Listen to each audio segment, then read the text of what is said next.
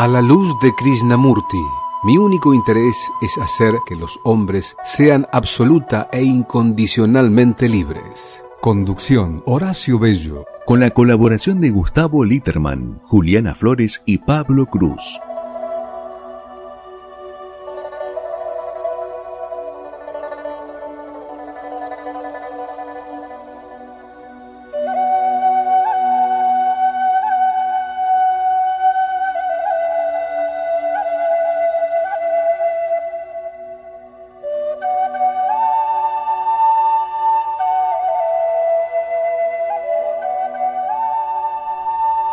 Buenas noches amigos, amigas, un nuevo programa de A la luz de Krishnamurti en nuestro ciclo 2024. ¿Qué tal, Yuri? ¿Cómo andás? Hola, buenas noches. ¿Qué tal, Pablo? ¿Cómo va? Buenas noches a todos. ¿Qué tal, Francesco Ortega? ¿Cómo andás? ¿Cómo va? Muy bien, muy bien. Bueno, buenas noches tenemos para todos. El lujo de tenernos formalmente buenas noches para todos. Invitado a Francisco. Y bueno, ahora les vamos a decir de qué se trata este programa hoy. ¿Todo bien? Bueno, vamos largando. ¿Con qué sorpresa nos venimos hoy? El otro día, hace unos días, tipo 2 semanas creo, en ocasión de escuchar un audio de un reportaje muy interesante a una persona muy inteligente, Cartoon, que es un director teatral, que debe tener unos cuantos abriles encima, pero muy jovial, muy enérgico y con muchos proyectos. Escuchando ese audio se me ocurrió compartirlo con Francisco, y a partir de ese compartir surgió la idea, un poco quizás por una cuestión generacional, de tratar de relacionar los cambios humanos o los no cambios humanos a partir de la influencia que tiene el tiempo en esos cambios. Como el reportaje estaba un poco circunscripto a la tercera edad, a mí se me ocurrió ampliarlo porque los cambios con distintas características y en distintos ámbitos y distintos modos se van dando a lo largo de la juventud, a lo largo de la adolescencia, a lo largo de la madurez, y la cronología y el tiempo tienen, desde mi perspectiva, y creo que todos lo deben compartir, aunque cada uno debe tener una visión particular, decía que el tiempo ejerce una influencia. Y el tema es, en esta hora, tratar de ver qué tipo de influencia tiene el tiempo. El tiempo desde muchas perspectivas, que puede ser respecto a la memoria, a los proyectos, a los recuerdos, a la nostalgia, etcétera, etcétera, etcétera. A los condicionamientos, a la falta de libertad. Bueno, le vamos a dar la palabra a Francisco para que largue. Y de acuerdo hacete cargo a lo que va tirando, vamos a ir dándole manija al tema. Bueno, sí, me mandaste ese audio y la verdad interesantísimo. Y estaba circunscripto, algo que vos no dijiste, a la vejez, ¿no? Entonces me parece que la vejez es una palabra que está como estigmatizada. Es decir, de alguna manera que u no otra... utilicé la palabra vejez, eso querés decir. ¿Cómo? Que no usé que la no palabra. utilizaste la palabra vejez. Sí, por algo será. De alguna manera u otra la negamos a la vejez, no queremos llegar a viejos. Lo que pasa es que la vida es un ciclo, sí. ¿no? También, como la naturaleza, nacemos y morimos. Es decir, vamos creciendo, y en la medida de esa que vamos creciendo tenemos, digamos, al principio como una especie de inconsciencia, después los cambios de etapa, ¿no es cierto? Entonces salimos del jardín de infantes, la escuela primaria, todos esos cambios de etapa a veces son como traumáticos. Llegamos a la secundaria, a la universidad, los que han seguido la universidad, y bueno, vamos teniendo cambios. tecnológicos. Yo siempre hablo de que el libre albedrío a veces está atado al entorno. El libre albedrío de ahora no es el mismo que yo tenía cuando tenía 14 años. ¿Tenía entonces, libre albedrío? bueno, vamos tirando algunas bombitas, así vamos. Ponele. Claro. Vamos a ver que estamos viviendo en un mundo ideal. Nos criamos en un mundo ideal, por lo menos lo de nuestra generación. Nos lo creímos, además. Claro, absolutamente. Y bueno, entonces es como que parece, a mí en particular, la palabra viejo no me dice nada. A veces digo, sí, bueno, estoy viejo. No, qué viejo, que esto, que lo otro, que lo otro. Está un poco vieja la palabra Viejos son viejo. los trapos. Sí. Y te digo la verdad, a mí no me causa nada. O sea, tal vez porque, qué sé yo, goce de buena salud mental, física, pueda hacer algún deporte todavía, tenga proyectos y demás, entonces es como que... No, pero si no te causa nada, debes tener algún problema psíquico. ¿Cómo? Si no te causa nada la vejez, debe ser grave. No, la palabra en sí. O sea, lógicamente, reconozco que tengo limitaciones físicas, Claro. Mentales, me olvido de las cosas y todas estas cosas que son entradas la vejez. Pero hay cambios a los cuales, qué sé yo, cada uno se va ayornando, digamos, ¿no? O sea, Algunos se adaptan, otros no. Otros Claro. no. Es decir, pero como digo nuevamente, o sea, yo puedo por ahí adaptarme más o menos a la tecnología, que yo por mi laburo, puedo escuchar música que por ahí escuchan los jóvenes, también puedo escuchar tango, folclore.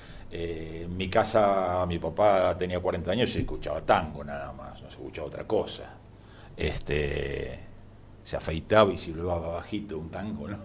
Entonces... Bueno, pero el tango era de los jóvenes en esa época, de los que tenían 40. Claro, pero a los 40 años... A los 40 ya era un viejo, claro. A los 40 años ya era una persona grande. Claro. Hoy día una persona a los 40 años es qué sé yo, está en la plenitud. Y bueno, hay gente que se adapta o no a los cambios. Claro, entonces acá decir, estás tirando sobre la mesa algunos temas que son interesantes. Son títulos para desarrollar. Claro, porque vos fíjate que vos primero traes lo que le pasa a muchas personas de distinta manera y con distintas reacciones. Y después traes a colación los momentos históricos, cómo influyen las pautas culturales en tu propia estructuración psíquica. Es decir, hay una pauta cultural vigente en el siglo XXI, X, y esa pauta influye en nosotros y genera conductas y reacciones. Y la pauta del siglo XX era de una manera y la del XIX era de otra. Entonces, todo ese collage es muy interesante ir desmenuzándolo para ir comprendiendo justamente si tenemos ese libre albedrío que vos citaste al comienzo o si es una figura alegórica, ¿no? Los libres albedrío es como que van cambiando, o sea, porque están influenciados por el entorno, ¿no? O sea, no tenemos la total libertad de decir, bueno, es esto, punto, hago lo que quiero, más allá de que uno por ahí internamente, si volvemos a nuestro interior, al tema de nuestro interior, se siente libre y demás, bueno, es otro tema para desarrollarlo de la libertad, ¿no? Total. De sentirse libre o ser libre. En cuanto a la vejez, que es una palabra que a mucha gente no le gusta, el famoso, ¿no? Cuando dice, che, viejo las petunias, ¿no? O sea, qué viejo. A mí no me causa ningún efecto. O sea, yo sé que soy viejo en relación a que cuando tenía 14 años. Ya estoy, digamos, consciente de mi finitud, entonces es cuando por ahí decís, sí, bueno, está bien, qué sé yo, me voy gastando, me fui gastando, estoy viejo. Pero lo que pasa es que la sociedad te toma lo viejo como que no sirve. No sirve la experiencia, no sirve la sabiduría, los libros viejos se tiran, los diarios viejos se tiran. Entonces uno lo toma como eso, es decir, el trapo viejo, viejos son los trapos, el trapo viejo se tira, se utiliza para lo peor, ¿no? Y yo creo que hay gente que hace mucho para deshacerse de ese estigma, ¿no? Apegándose a la tecnología, estudiando, hay gente que estudia de grande, que se hace teatro, música, hay gente espléndida que tiene 70 y pico de años y se los ve bárbaros, y sí, por ahí nos podemos hablar y decimos, che, me duele tal cosa, y estamos viejos, pero lo decimos en tono de broma, ¿no? Es decir, de resignación. Sí, ¿no? Ponele también, sí, qué sé yo. El otro día, con un amigo hablamos y dice, bueno, todo esto que vos decís, porque son temas que se hablan en la mesa de nosotros, la gente grande, ustedes que son jóvenes, a veces se hablan de estas cosas. Sí, debe ser terrible para ustedes. Se hablan de estas cosas, ¿no? Entonces me dice, no, lo que pasa es que vos opinás así ahora porque estás viejo, ¿no? O sea, es la excusa que uno pone de que yo digo, bueno, qué sé yo, uno cuando se pone grande, los cambios, todo es como se pone más gourmet, ya no tiene esa pulsión hormonal que te ocupa otro espacio. Ahora tenemos más espacio para otras cosas, para volcar la energía, qué sé yo, en un estudio, en crear, en música, pintar, para hacer algún deporte. Para adultos que te dicen, no, ese deporte jamás, yo me mato si tengo que hacer eso, ¿no? Vos sabés que con lo que estabas diciendo, estaba pensando que las pautas de vida de un hombre mayor, cuando yo era pibe, en los años 60, son muy distintas a las pautas de vida de un hombre mayor del siglo XXI. Obviamente. Pero no solo físicamente, sino que el comportamiento de rutina es absolutamente distinto.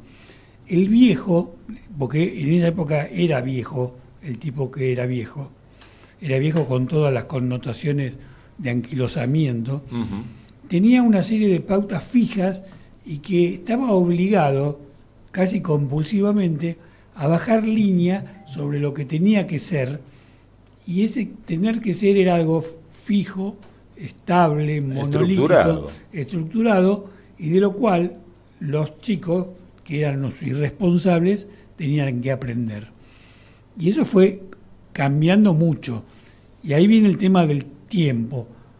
Cuando yo soy adolescente y soy joven, en mi primera juventud, vivo el boom del hipismo, de la libertad, de la falta de controles, y ahí hay un desborde que tiene que ver con el tiempo justamente, porque mis padres, que eran absolutamente mis padres, como el resto de los padres de la generación nuestra, quedan totalmente desbordados porque los chicos exigíamos, incluso más allá de lo razonable, absoluta libertad, y no sabían para dónde disparar los padres porque había una vorágine que incluso desbordaba la cultura del país en el que vivíamos, porque era algo global.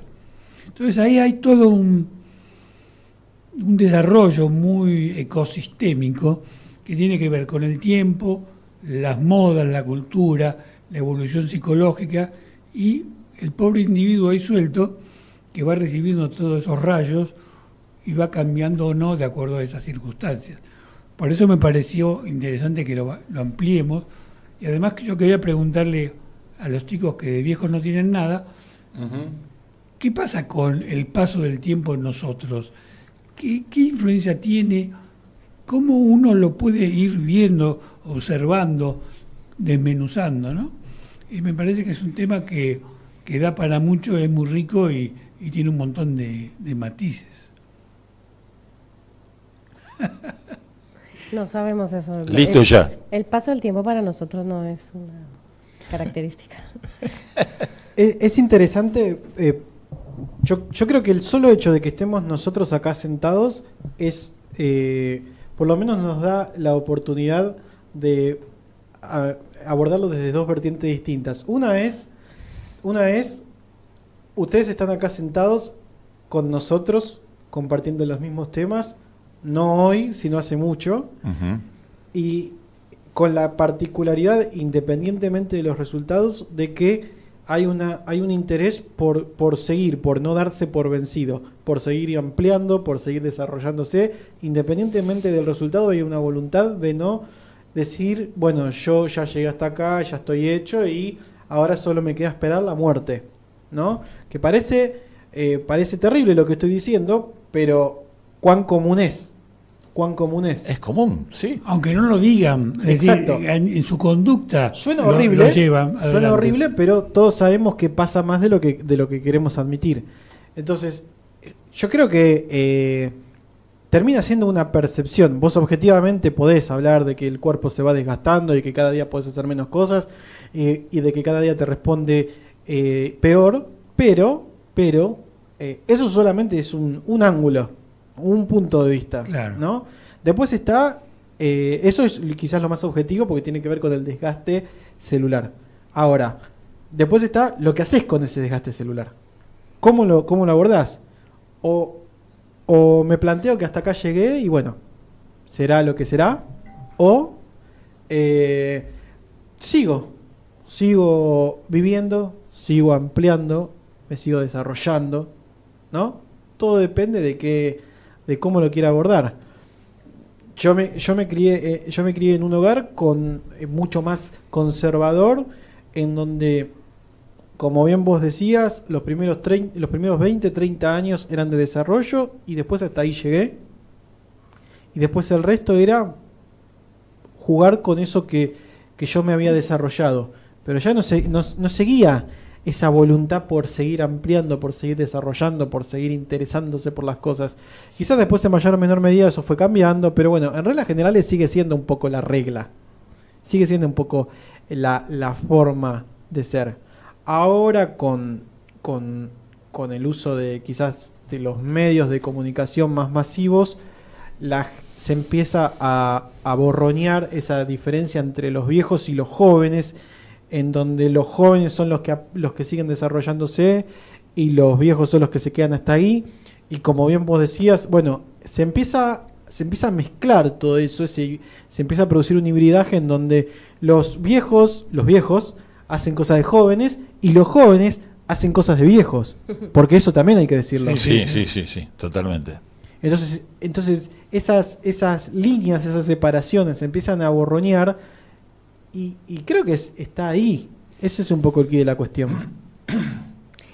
Estamos en una época en la que existe una nueva experimentación de eso. Ahora existe la cuarta edad. Viste que venimos de hablar mucho de la tercera edad como si ya fuera como la última instancia, y ahora existe la cuarta edad, porque lo que antes llamamos la tercera edad, esa etapa, hoy en día estás perfectamente funcional, estás desarrollando todavía muchísimo de tu potencial, y ahora apareció la cuarta edad, que es un poco más hacia adelante, porque antes era como que lo que dijiste hace un rato, los 40 ya eran, pero yo quisiera dirigir un poco la mirada a la comprensión o al concepto que tenemos del paso del tiempo. Claro. A cómo lo entendemos y a cómo lo experimentamos. Claro, más que nada cómo lo experimentamos, cómo lo miramos.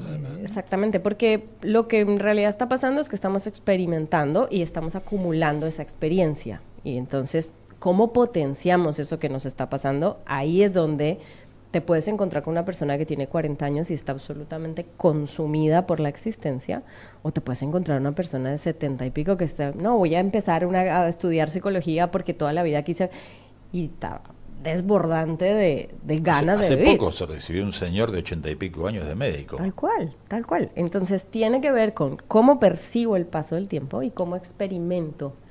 ¿Y ¿Y cómo? qué es lo que hago? ¿Qué es lo que hago? O sea, a ver, yo utilizo palabras viejas. ¿Qué hago con mis achaques? O sea, por ejemplo, ¿no? Lo que vos hablabas recién, Pablo. Me duele la cintura, tengo que estar más tiempo sentado. Ahora, ¿me quedo sentado mirando cómo vuelan las moscas? ¿O me quedo sentado mirando una buena película, leyendo un buen libro, pintando un cuadro o haciendo una manualidad. ¿No? O sea, hay una diferencia enorme de Claro, eso. ¿Qué hago con lo que me decir, pasa? ¿Qué hago con lo No que solo me... eso, tú lo hemos hablado acá, también hay mucho más investigación en cómo funciona el cuerpo y en cómo está relacionado con mi creencia y con mis emociones. Entonces también puedo hacer otro viaje y es averiguar por qué me duele la cintura y no quedarme solo en aquello que atañe a lo físico. Y ahí ya me pego otro viaje que también hace que yo experimente cómo estoy vinculada con mi cuerpo Claro, pero físico. no todo el mundo está abierto a... No yo lo te digo mira, por todo el mundo, lo el digo otro porque día- hay quien va a hacer ese viaje. Hoy en día lo podemos ver hacer. Sí. O sea, yo el otro día hablaba con alguien, vos estás hablando de la biodescodificación. Hablaba con alguien y me dice, ¿qué carajo es eso? ¿Viste? Entonces Bueno, le decía, bueno. emocionalmente, Sí, más vale. o sea, toda enfermedad tiene un origen emocional, qué sé yo, bla, bla, me duele la cintura, bueno, qué sé yo, por algo, la rodilla, el hombro, la cabeza, o sea, todo lo que nos duele, o sea, hay un vademecum, un gigante así que uno va, lo consulta y más o menos lo orienta por dónde sale, después uno lo trata en forma interior o no, pero hay gente que no entiende nada de eso, o sea, no le interesa, pero también... digamos, es como que dice, ¿qué es lo que hago con lo que me pasa? A eso voy. ¿Qué es Antes lo que hago un dolor de con lo tal que me cosa te pasa? dejaba planchado. Hoy en día hay más decir, opciones de hay más vincularse opciones. con eso. Lo que pasa es que yo pongo un poco más la pata sobre la tierra y digo, si me duele la cintura, puedo tener artrosis. La artrosis, bueno, tiene un origen, pero bueno, es decir, tengo una antigüedad que ya los huesos se empiezan a desgastar, y causan un dolor.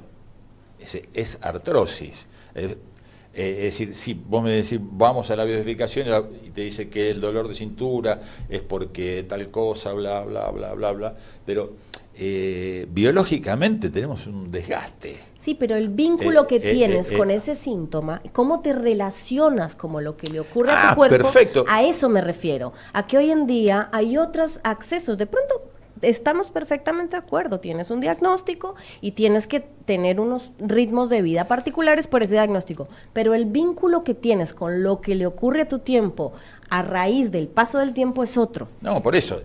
Y emocionalmente, o sea, ¿qué nos queda? O me quedo con mi dolor de cintura acá postrado en la silla, mirando cómo pasa la mosca volando, o me pongo creativo e invento algo. A ver, esto es como en el fútbol, ¿no? O sea, yo jugaba cuando era joven de win derecho, después jugaba en la defensa y ahora que no me da la rodilla, juego de arquero. Y ¿Me gracias que entendés? juega de arquero. O sea, no dije me retiro del fútbol. ¿Me entendés? O sea, porque emocionalmente estoy, creo, preparado como para decir, yo no me puedo caer, yo me siento creativo. El otro día lo hablaba con un amigo y más o menos todos tenemos la misma edad y jugamos al fútbol, hacemos deportes, hacemos a caminar. Y decíamos, es un privilegio esto de tener la mentalidad para decir, y sí, y me duele la rodilla, y bueno, vamos a caminar, caminemos más despacio, pero vamos a caminar. Y salís a caminar y disfrutás de otras cosas, disfrutás de la naturaleza, disfrutás de la compañía, de una buena charla, y hasta por ahí te olvidás del dolor de rodillas. Bueno, vos fíjate que cuando hablamos de distintas actitudes que tenemos ante los hechos, que era un poco de lo que estaban acá tirando sobre la mesa, creo que nos estamos olvidando, por lo menos de hablarlo ahora en la mesa, de por qué cada uno tiene una actitud distinta.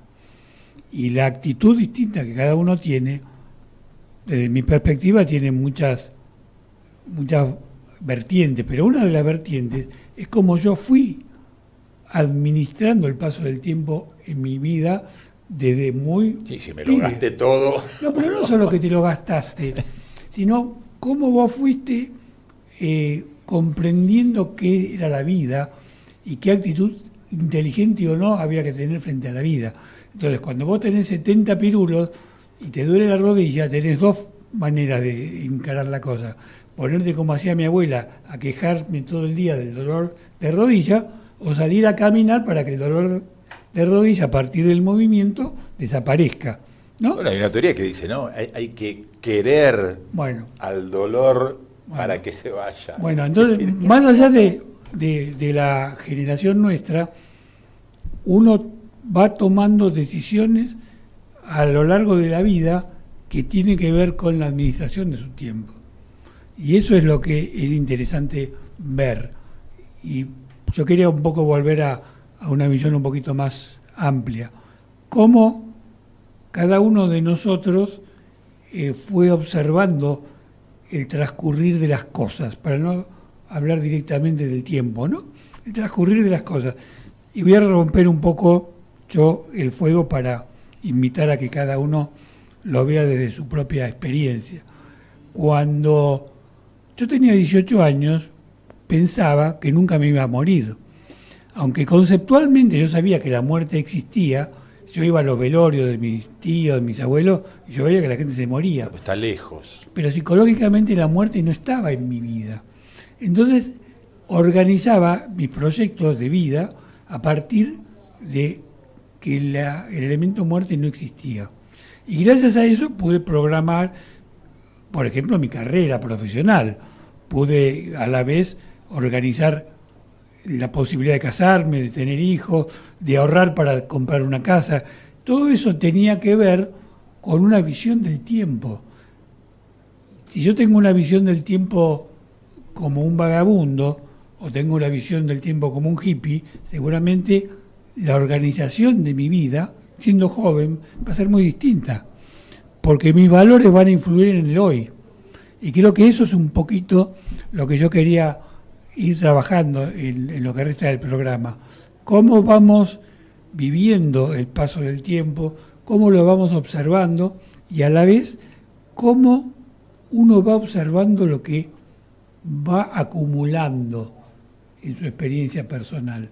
Cómo mirás hacia atrás en el sentido de aquella memoria que va condicionando lo que vos vas siendo. Bueno, vos sabés que mientras que estabas hablando, a mí se me vino una frase que la he escuchado tanto y por suerte cada vez la escucho menos. Y seguramente ustedes la han escuchado más que yo.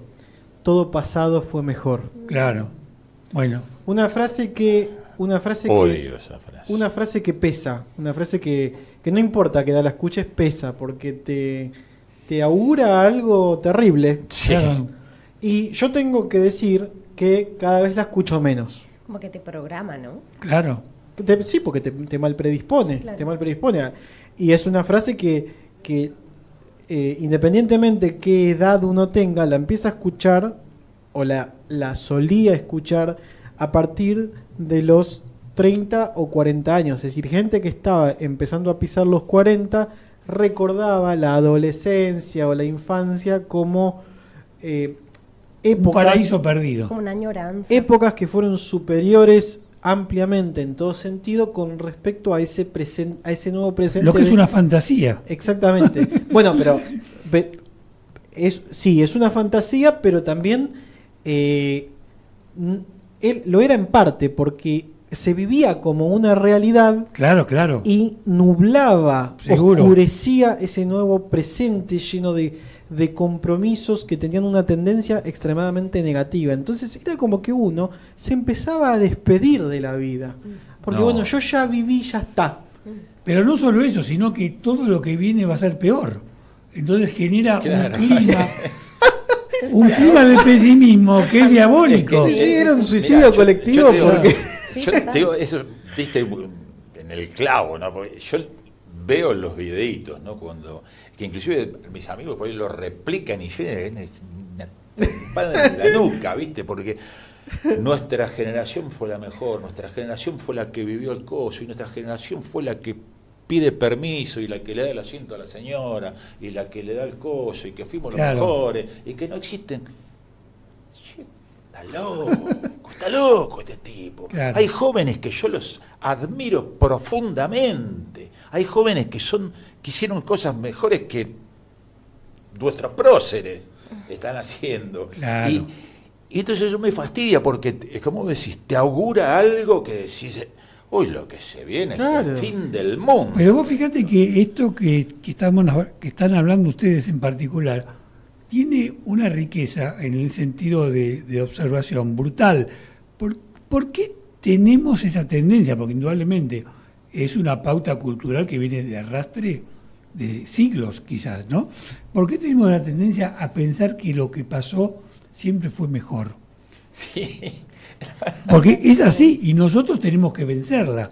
Bueno, yo creo que eso abre un tema enorme, pero como para tratar de resumirlo un poco, habla de nuestra pésima relación con el presente. Claro. Pésima relación con el presente. Estaba reflexionando exactamente en eso porque yo no experimenté eso que tú estás describiendo, yo no lo llegué a sentir y estoy como queriendo buscar para ver cómo era mi experiencia y siempre fue en presente. Yo no, lo que sí recuerdo, digamos, fue buscar la manera de que mis decisiones en presente mantuvieran mi cuerpo sano y mi mente alerta.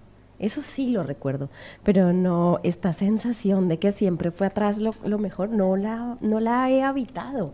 La he visto en otros, sí. Bueno, pero hay la que he ver también- Pero lo que experimentado. pasa es que la escuchás. Claro. La escuchas, claro, sí, claro. sí, la escuchas, La pero escuchás. no O la el recuerdo como famoso- registro. O el famoso, yo a tu edad, pibe.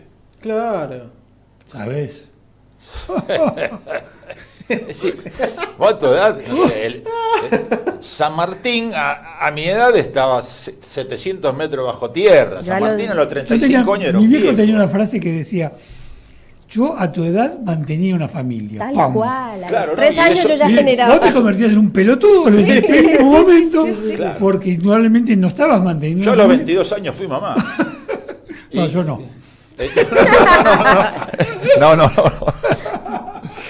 Esta se le dejé picando a Gustavo. No, pero está bueno tomárselo un poco con humor, porque de algún modo nos permite ridiculizar la falta de objetividad que tenemos para observar la vida y poder vivir con un poco más de inteligencia. Es que está bien que lo llames ridículo, porque realmente es una ridiculez, porque lo hemos comprado. Es que es muy importante desarmarlo, Claro. desarmar esa creencia. Claro, Claro. totalmente. Sí. Totalmente. Es drástico. Porque si no se sigue replicando. Y porque nuestro presente se disipa, la acción en nuestro presente se disipa si estamos todavía en esa programación. Claro. Vamos a invitar al operador que nos ponga el tema musical que hoy mandamos, de Alberto Cortés, a ver si también nos ayuda a completar este segundo tramo del programa.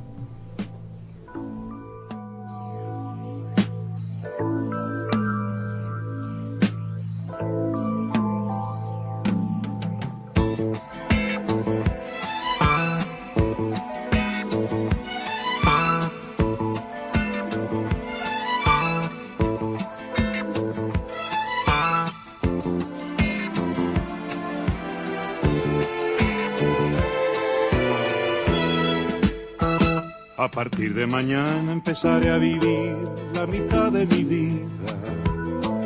A partir de mañana empezaré a morir la mitad de mi muerte.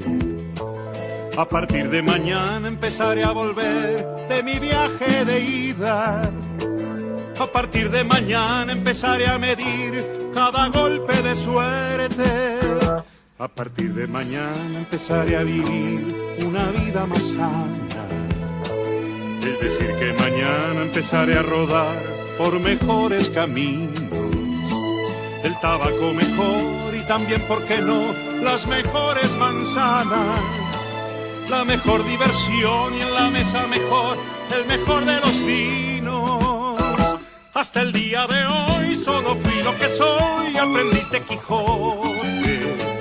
He podido luchar y hasta a veces ganar sin perder el bigote. Ahora debo pensar que no deben dejar de sonar las campanas, aunque tenga que hacer más que hoy y que ayer a partir de mañana. Si a partir de mañana decidiera vivir la mitad de mi muerte, Si a partir de mañana decidiera morir la mitad de mi vida, a partir de mañana debería aceptar que no soy el más fuerte, que no tengo valor ni pudor de ocultar mis más hondas heridas. Si a partir de mañana decidiera vivir una vida tranquila, sin tener que volar, que correr y sufrir y ser mucho más serio, todo el mundo mañana me podría decir: se agotaron tus pilas, te has quedado sin luz, ya no puedes seguir, ya no tienes misterio. Hasta el día de hoy solo fui lo que soy, aprendiste Quijote. He podido luchar y hasta a veces ganar sin perder el bigote. Ahora debo pensar que no deben dejar de sonar las campanas, aunque tenga que hacer más que hoy y que ayer a partir de mañana. Cada golpe de suerte empezaré a medir a partir de mañana. De mi viaje de ida empezaré a volver a partir de mañana. La mitad de mi muerte empezaré a morir a partir de mañana. La mitad de mi vida empezaré a vivir a partir de mañana.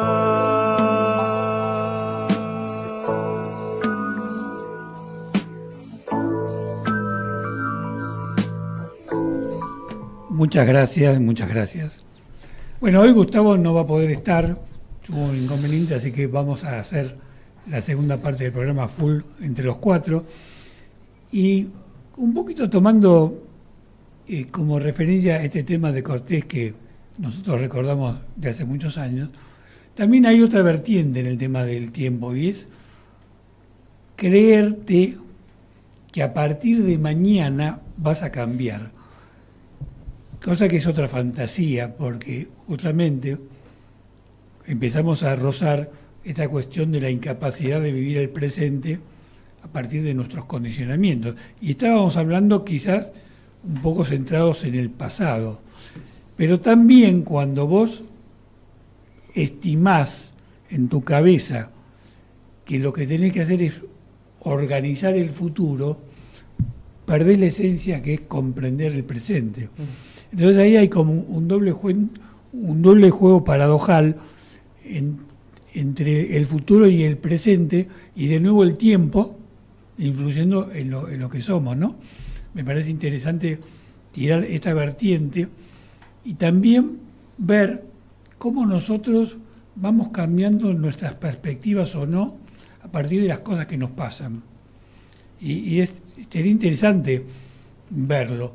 Por ejemplo, yo tenía una visión de la familia muy particular cuando tenía 18 años.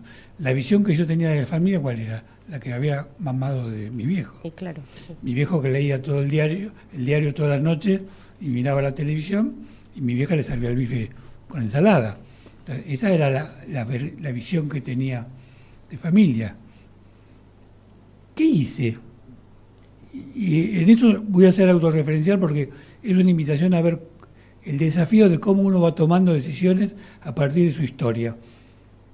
Intenté vivir absolutamente distinto, es decir, traté de buscar el modelo diametralmente opuesto, no porque yo no quisiera a mis viejos, sino porque me parecía que la familia tenía que ser una cosa absolutamente distinta. Entonces, claro, pateé el tablero, me fui a la casa de mi viejo, hice el extremo.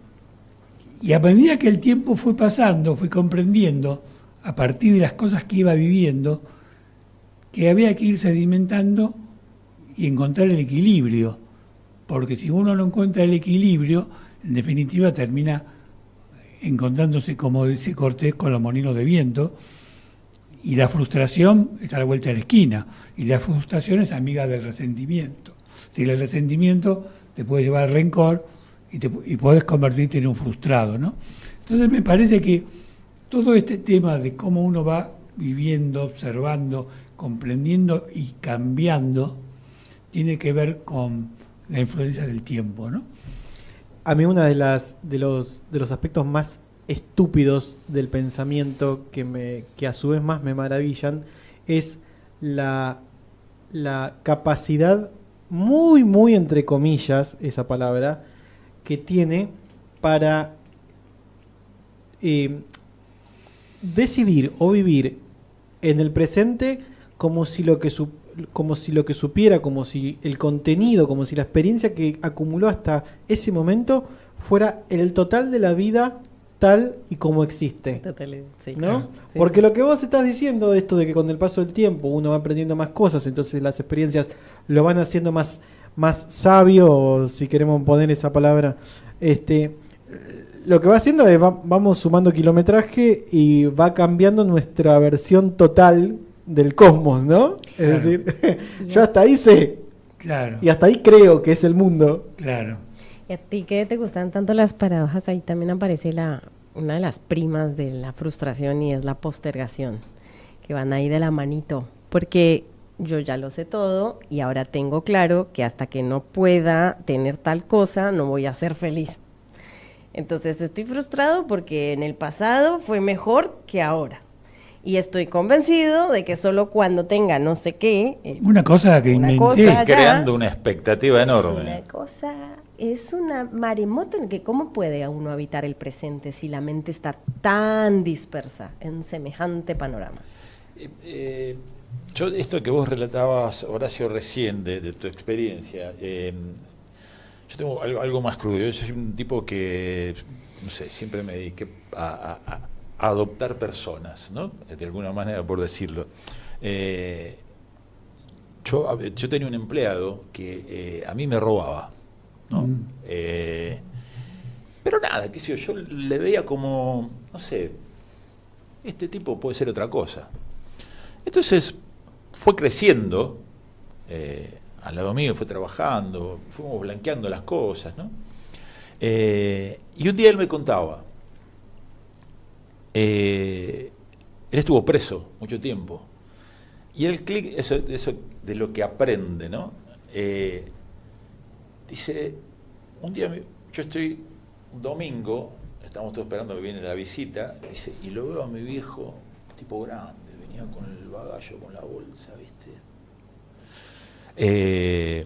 Con el bagallo venía, ¿no? El bagallo le dicen de la comida, Sí. la ropa limpia. Devoto. Claro, y dice, yo no quiero más esto para mí. Yo no quiero más esto para mí. Lo vi a mi viejo y dije, no puede ser. Y el tipo salió, el tipo tiene una pequeña empresa ahora, que yo la verdad me siento orgulloso, ¿no? Y él siempre me dice que es mi hijo, me dice, vos no tenés 2 hijos, vos tenés 3. Me saludo para el Día del Padre, ¿no? Cosa que me pone un poco, viste, así medio pachucho. Melancólico. Pero es esa cosa, ¿no? De decir, aprendió de lo que le pasó y dijo, esto yo no lo quiero más para mí. Yo quiero cambiar mi vida. El famoso clic. Y puso Y hay un que ver por qué esfuerzo. pasa el clic, ¿no? Y puso. Sí, que yo esto te reducido a una imagen, ¿no?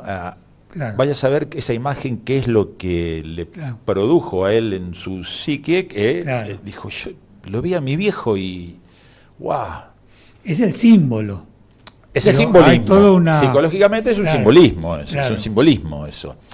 Y después, yo creo que vivimos en una gran película, es una especie de reality que estamos viviendo en nuestras vidas, ¿no? La de los adultos mayores, la de los viejos, lo de los jóvenes también. más viejos, los jóvenes, estamos todos metidos y hay veces que tenemos que darnos lugar a meternos en esa película y a disfrutarla y salir un poco de la razón, porque, qué sé yo, vemos una película, me gustan las de Batman a mí, ¿no? Y yo sé que el tipo no se va a morir, pero bueno, me lo voy a creer que se va a morir, y sufro y me meto en la película, siento, es como aquel que canta, ¿no? ¿Viste cuando dice, cuando interpretás que lo estás sintiendo, que sentís, lo ves en los gestos?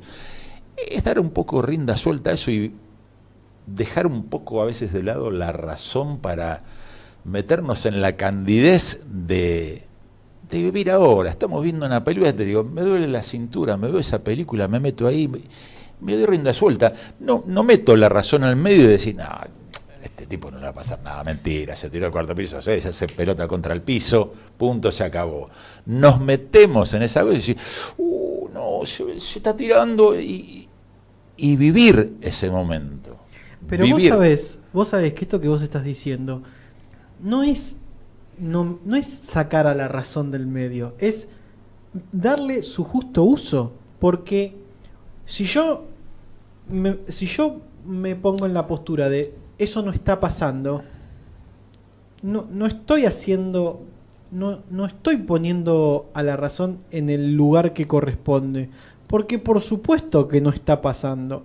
No se hizo para engañarme y creer y hacerme creer que eso estaba pasando, sino que se hizo para que yo, a través de la voluntad, pudiera hacer uso de esa conexión inmersiva que yo tengo para poder vivir y experimentar algo que me lleve a un lugar en el que hoy no estoy. Sí, yo lo llevo a esto más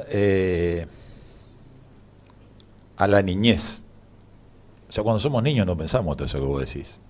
Estamos con el soldadito. Pero el juego es lo más importante para poder madurar. Claro, estamos jugando con el soldadito y lo vemos y chocamos al otro y lo matamos, qué sé yo, mi hijo con los autos de carrera, venía asociado a carrera y yo lo veía que estaba extasiado mirando ahí esa carrera que hacía y hacía bolsa al auto y me acuerdo que yo me mataba de risa porque chocaba y agarraba por ahí un martillo y le pegaba para abollar el auto, ¿viste? Para que parezca un accidente, ¿no? A eso me refiero yo, de sacarle un poco la razón.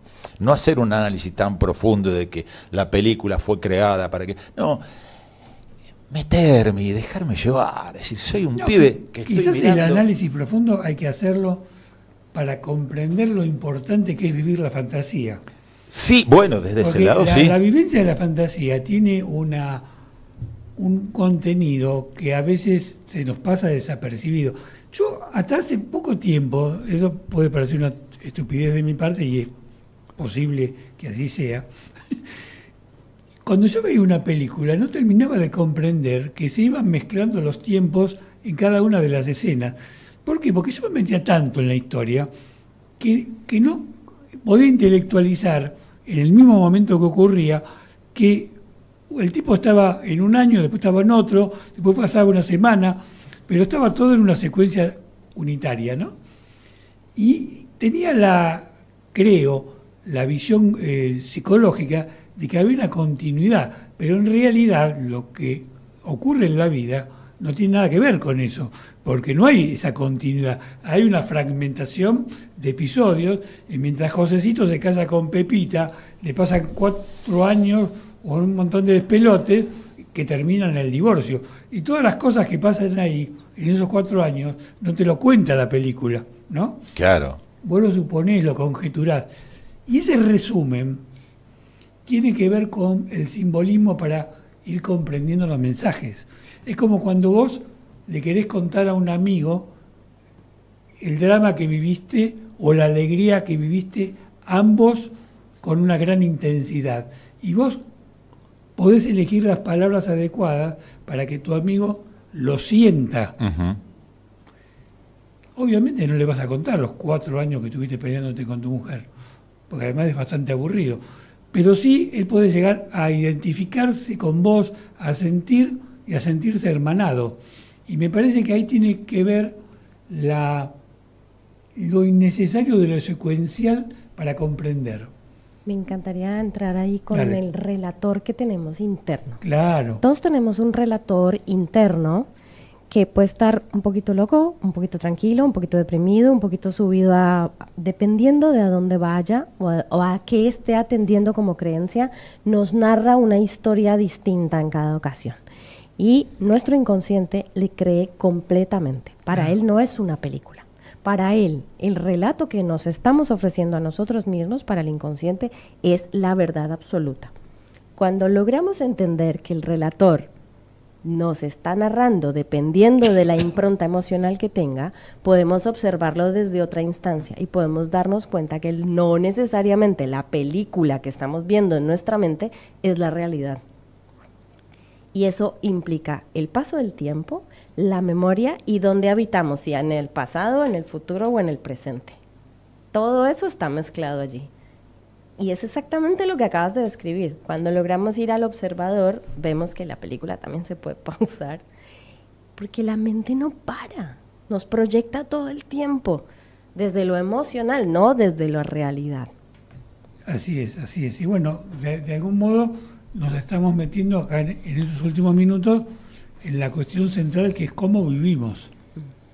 Cómo vivimos, cómo decidimos y en qué medida nos influyen cosas que no tienen que ver con nuestra experiencia directa. Si nos ponemos a observar las veces que hemos tomado decisiones en las que solo la decisión estuvo condicionada por una idea, no por las circunstancias, sino por una idea de lo que debería ser o no ser, ahí nos vamos a sentir apabullados por una serie de relatos, como dice ella, que van más allá de la vida misma. Si el relato se convierte en algo más importante desde el punto de vista de lo decisorio que la vida misma. Y ahí hay una paradoja también, que quizás no corresponda analizarlo desde el punto de vista moral, si es lo conveniente o inconveniente, sino que ocurre. Porque había una compositora de música que decía a los argentinos, y yo lo haría extensivo a todos los seres humanos, nos gusta que nos cuenten historias, ¿no? Y la historia también tiene que ver con la posibilidad de ver la vida de otra perspectiva. ¿Por qué me gusta que a mí me cuenten la historia de Batman? Porque de algún modo yo vivo en la fantasía lo que le está pasando a Batman, no es lo que me está pasando a mí. Y ahí vos estás diversificando tu existencia más allá de tu realidad física temporal. Y cuando yo escuchaba una vez a Borges que decía, no es cierto que no tenga amigos, mis amigos son los escritores a los que yo leo, porque yo vivo y dialogo con el escritor y a partir de ese vínculo vivo mundos. Y vos te das cuenta que cuando una persona tiene una profundidad peculiar y distintiva, en ese intercambio, incluso en el intercambio simbólico, va enriqueciendo su propia vida. Y creo que a todos nosotros nos pasa eso, ¿no? El enriquecimiento de la vida más allá de lo que nos pasa a nosotros. Es decir, va más allá de lo que nos pasa en nuestra vida personal. La vida tiene una dimensión multifacética, ¿no? Mucho más amplia que nuestra percepción de lo que alcanzamos a percibir. Bueno, hay un silencio, ahora estamos esperando ver cómo va sedimentando todo, y debe ser la primera vez que callamos y no hablamos. En varios... Algún día iba a pasar. Tanto llamar el silencio. Tenía que pasar iba a también, pasar. tenía que pasar también. Tenía que pasar también. Cuando yo invité a que lo tratáramos este tema de esta perspectiva, era porque, como muchas veces decimos, o mejor dicho se me ocurrió, porque a veces los que nos escuchan piensan que planteamos las cuestiones en un marco excesivamente teórico, que no está vinculado con la vida real de cada uno, que todos los días se levanta y tiene que tomar decisiones y tiene que afrontar circunstancias que están impuestas. Pero, si bien es cierto que hay circunstancias impuestas, porque sería una inmadurez afirmar lo contrario, es interesante observar que hay muchas circunstancias que uno cree que están impuestas, pero que están impuestas por nosotros mismos. Que hay muchas cosas que implican autolimitaciones que no están vinculadas al factor externo, sino que están vinculadas a nuestros propios condicionamientos, a nuestras propias esclavitudes, y en la medida que podemos enriquecer esa observación, seguramente nuestra vida también va a ser un poquito más libre, ¿no? Yo creo que es muy importante ir incorporando estas perspectivas, ¿no? A mí me gustaría agregar, yendo un poco a lo que hablamos hace unos minutos, que mientras que sepamos que estamos en la ficción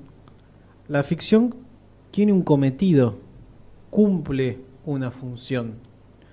El tema es cuando no sabemos que estamos en la ficción, pero la ficción tiene una utilidad. Lo que la va a ubicar o no en su justo lugar es nuestra atención, qué tan conscientes somos de que estamos transitando o no esa ficción. Es muy fácil llegar a la conclusión de que la película no está ocurriendo porque se nos presenta en un formato extremadamente externo y limitado. O la vemos en una película o la vemos confinada a una pantalla, a un rectángulo, entonces nos resulta sencillo entender que eso no está ocurriendo, que eso está confabulado, ¿no? Pero, ¿qué pasa cuando la película tiene unos confines?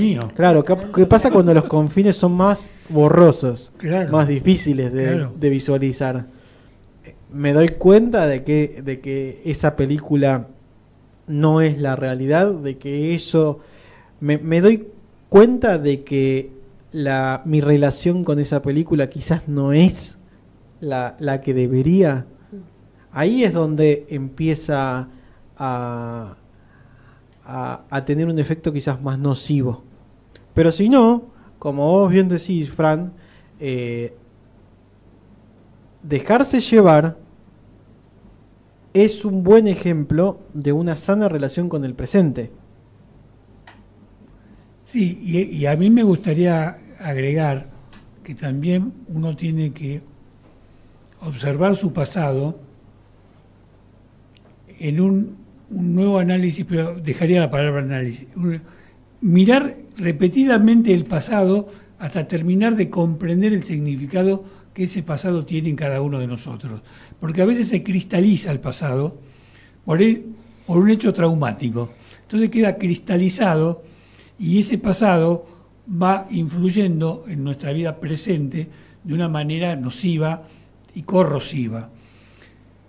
La reobservación del pasado desde perspectivas distintas, con una mente abierta y un estado de conciencia alerta, te puede hacer llevar a la conclusión de que ese pasado está solo diseñado por tus propios condicionamientos y lo podés hasta cambiar de color, hasta podés cambiar a los protagonistas de ese pasado o le podés cambiar la función a cada uno de los protagonistas de ese pasado para recrear el pasado, porque en la medida que lo recreas vos podés vivir más libre el presente.